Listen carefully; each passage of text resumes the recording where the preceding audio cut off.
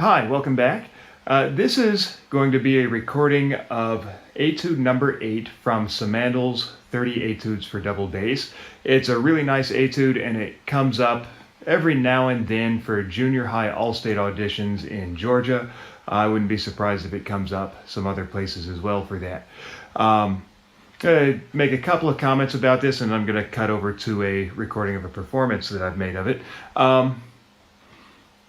One of the things about this, I like to approach it as a kind of maestoso work. I think it has a lot of character that can be brought out of it. I like to be a little bit marcato and very, very broad about it. A couple of things, I'm just going to make a couple of comments about getting the best performance out of this. One of them has to do with vibrato.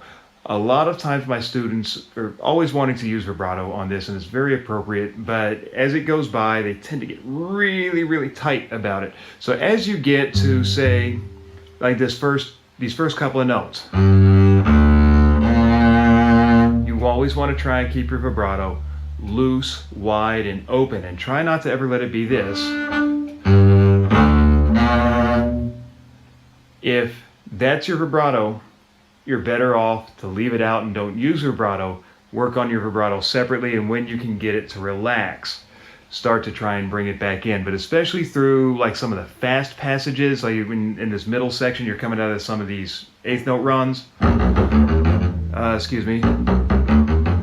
There it is. To come out of some of those runs,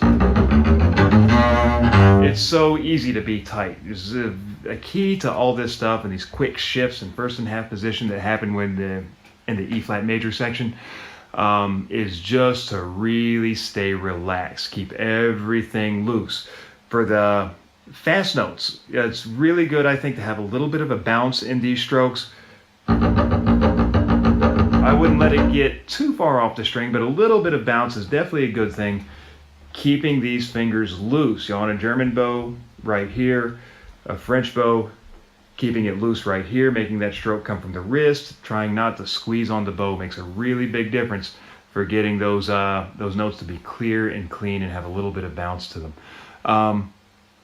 In the fourth line, I find the fourth line of this to be particularly tricky in terms of its bow distribution.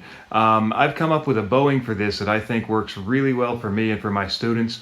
We go over it really quickly and you'll be able to see it in action in the performance. You start, you get all the way out here and you have this little eighth note, one eighth note to get back into an eighth note passage.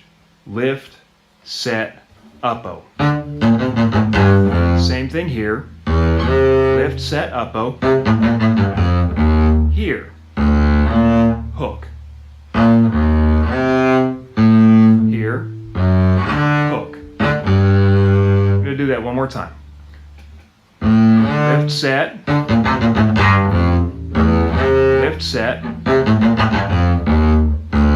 Hook. Hook. And I find that keeps me in the right part of the bow to keep that section flowing. Because I find if you try to just do it all separate bows without these lifts and hooks, you end up in really inconvenient parts of the bow for the tone that you're going to want to get.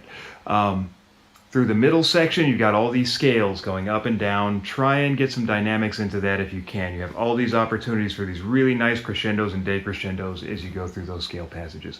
But anyway, again, a very nice piece of music, and I hope you find this helpful. If you find this video helpful, please remember to like the video, leave me a comment, subscribe to my channel. I'm going to cut over to a performance of it right now, and I hope you enjoy it. Thank you.